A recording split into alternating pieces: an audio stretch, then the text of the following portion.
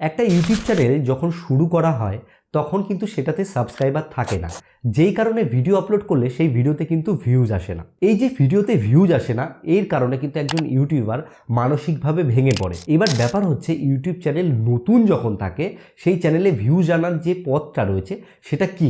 আজকের এই ভিডিওতে আমি আপনাদেরকে সম্পূর্ণ একটা প্রসেস শেয়ার করব, যাতে আপনারা আপনার নতুন ইউটিউব চ্যানেলে ভিউজ নিয়ে আসতে পারেন।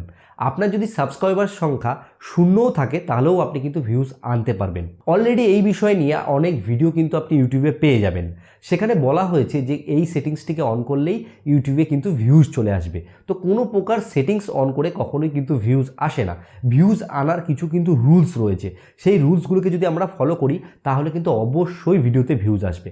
আজকের এই ভিডিওতে আপনাদেরকে সম্পূর্ণ প্রসেসটা শেয়ার করব। এর জন্য অনুরোধ করব ভিডিওটা সম্পূর্ণ আপনারা দেখুন, এখান থেকে কিন্তু আপনারা একটু হলেও কিছু জানতে পারবেন। তো হ্যালো বন্ধুরা, আপনারা দেখছেন all Bangla tips YouTube channel. আমি আপনাদের সঙ্গে রয়েছি বাবন। তো আসুন বেশি দেরি না করে আজকের ভিডিওটি শুরু করি। সবার আগে আমাদের একটা জিনিস জানতে হবে, সেটা হচ্ছে ইউটিউবের ভিডিওতে ভিউজ কিভাবে আসে। দেখুন, যখন আমরা একটা ইউটিউব চ্যানেল নতুন স্টার্ট করি, স্টার্টিংয়ের দিকে কিন্তু আমাদের সাবস্ক্রাইবার সংখ্যা শূন্য থাকে। এবার আমরা কি করি, যে ভিডিও আপলোড করি চ্যানেলে, একটা দুটো তিনটে এরকম করে ভিডিও আপলোড করা স্টার্ট করি। শুরুর দিকে আমরা যখন ভিডিও আপলোড করি, আপলোড করার পরে সেটাকে পাবলিশ করার পরে আমরা কিন্তু ভিউজ একদম পাই না। তখন কি করি, সেই ভিডিওগুলোকে আমাদের যেসব রিলেটিভ রয়েছে, বন্ধুবান্ধব রয়েছে, তাদেরকে শেয়ার করি যে দেখ, আমি একটা ইউটিউব চ্যানেল খুলেছি, আমি এই টাইপের ভিডিও তৈরি করছি, তোরা চাইলে দেখতে পারিস। সেখান থেকে কিছু সংখ্যক যারা আমাদেরকে ভালোবাসে তারা আমাদের ভিডিও দেখে এবং চ্যানেলটিকে সাবস্ক্রাইব করে। এরকম করে যখন আমরা প্রতিনিয়ত কাজ করা স্টার্ট করি, একটা সময় গিয়ে কিছুদিন পর, এক সপ্তাহ বা 2 সপ্তাহ পরে কিন্তু চ্যানেলে 100 থেকে 150 সাবস্ক্রাইবার পরিচিত এদিক ওদিক করে হয়ে যায়। এই যে 1 থেকে 150 সাবস্ক্রাইবার আমাদের তৈরি হলো, এই সাবস্ক্রাইবারটাকেই কিন্তু কাজে লাগাতে হয় স্টার্টিংয়ের দিকে। কিভাবে কাজে লাগাতে হয়, যে দেখুন, 100 জন যে আপনাকে সাবস্ক্রাইব করলো তারা কিন্তু প্রত্যেকে ইউটিউবে অ্যাক্টিভ।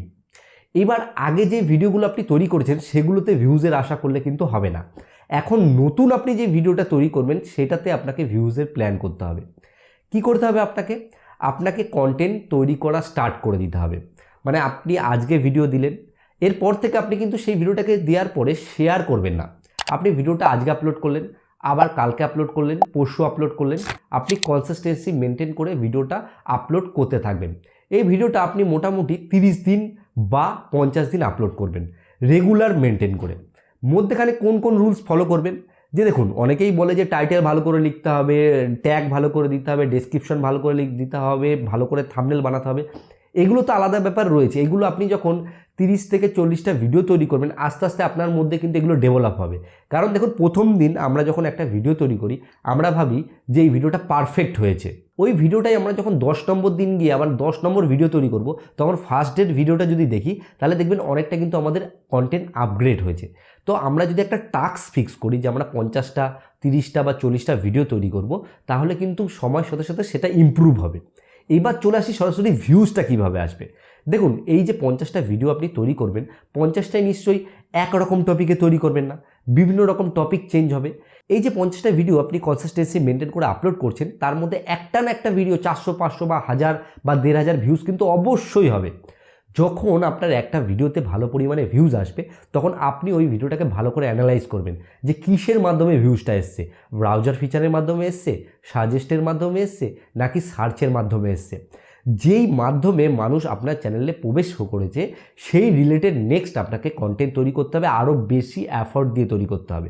কারণ কি, কারণ ইউটিউবের একটা রুলস আছে।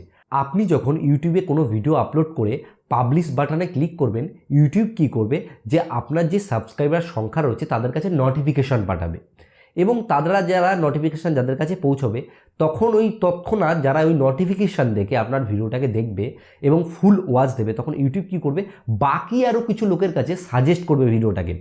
কিভাবে সাজেস্ট করবে, অন্য কারোর সেম রিলেটেড ভিডিওর নিচে সাজেস্ট করবে, কিংবা যে কারোর যে ব্রাউজার ফিচার রয়েছে বা ওই যখন ইউটিউব খোলে সেই হোমে দেখাবে তার আপনার ভিডিওটা।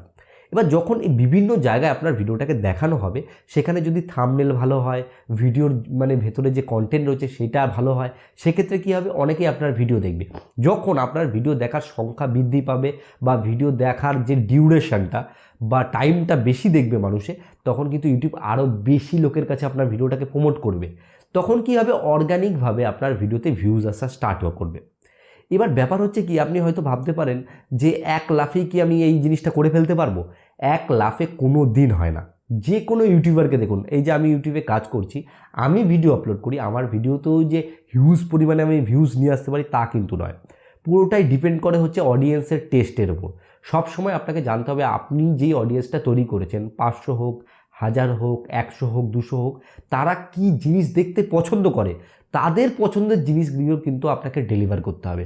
আর আরেকটা জিনিস আপনাদেরকে আমি সাজেশন দিতে চাই, সেটা হচ্ছে আপনি যখন ভিডিও তৈরি করবেন তখন হচ্ছে গিয়ে আপনাকে আপনার ভিডিওতে হুক ইউজ করতে হবে।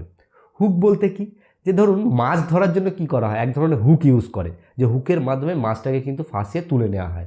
সেরকম কি করতে হবে, যেহেতু মানুষের এখন অডিয়েন্সের যে অ্যাটেনশন স্প্যান সেটা কমে গেছে, মানে মানুষ শর্ট কন্টেন্ট দেখতে পছন্দ করছে, আর এই সময় এসে লং ফর্ম কন্টেন্ট তৈরি করতে গেলে স্টার্টিংয়ে ভিডিওর আপনাকে এমন কিছু তথ্য বলতে হবে যে এই ভিডিওর মধ্যে এই আছে, এই ভিডিও দেখলে এই হয়ে যাবে, বা একটা অবাক কিছু ক্রিয়েট করতে হবে, হাইপ ক্রিয়েট করতে হবে, এবং সেই জায়গাটাকে দেখার জন্য আপনার অডিয়েন্স কিন্তু বাকি ভিডিওটা দেখবে।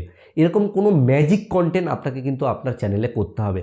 আমি আগেও অনেক টিপস দিয়েছি যেখানে আমি বলেছি যে এই জায়গাগুলোকে ফলো করলেই কিন্তু ইউটিউবে ভিউজ আনা সম্ভব। অন্য কোনো সেটিং বা কোনো কিছু কিন্তু ইউটিউবে ভিউজের জন্য কোনো কিছুই ডিপেন্ড করে না। আর 2024 সালে এসে অনেক কিছু কিন্তু পরিবর্তন হয়েছে, সামনের দিকে অ্যালগোরিথম আরও বেশি পরিবর্তন হবে, অনেক কিছুই কিন্তু চেঞ্জ হবে। আপনাকে কি করতে হবে, লক্ষ্য রেখে কাজের দিকে এগিয়ে যেতে হবে। একটা কথা সবসময় মনে রাখবেন, কন্টেন্টই হচ্ছে কিং। কন্টেন্ট যত ভালো হবে ভিউজ তত পরিমাণে আসবে, এবং সবাই যেটা করছে তার থেকে একটু হলেও ভালো কিছু করতে হবে। কন্টেন্টের কোয়ালিটি ভালো আনতে হবে, ভালো পরিমাণে স্ক্রিপ্ট করতে হবে, ভালো থাম্বনেল বানাতে হবে। এগুলো তো কমন বিষয় হয়ে গেছে। এই জিনিসগুলোই যদি একটু লক্ষ্য রাখেন তাহলেই কিন্তু আপনার ভিউজ আসবে। আর একটা কথা আপনাদেরকে অনুরোধ করব, যে যারা এখনও চ্যানেলটিকে সাবস্ক্রাইব করেননি আমার, অবশ্যই তাড়াতাড়ি সাবস্ক্রাইবটা করে দিন, তাহলেই তো আমি আপনাদের জন্য নতুন নতুন আরও কন্টেন্ট নিয়ে আসবো। তো এই ভিডিওতে আর বেশি বকবক করবো না। যদি ভিডিওটি ভালো লাগে অবশ্যই একটা লাইক করবেন। আর যদি ভিডিওতে কোনো কিছু ভুল মনে হয়, বা মনে হয় যে এই জায়গাগুলো আরও এইরকম টাইপের বলা যেত, বা এই জায়গাটা আমি ভুল বলে ফেলেছি, তাহলে ছোটো ভাই হিসেবে বা দাদা হিসেবে ক্ষমা করে দেবেন। আর ভিডিও শেষে বরাবর আমি যে কথাটা বলি, আপনারা সুস্থ থাকুন, ভালো থাকুন, অল বাংলা টিপস চ্যানেলের সাথে সদা সর্বদা জুড়ে থাকুন।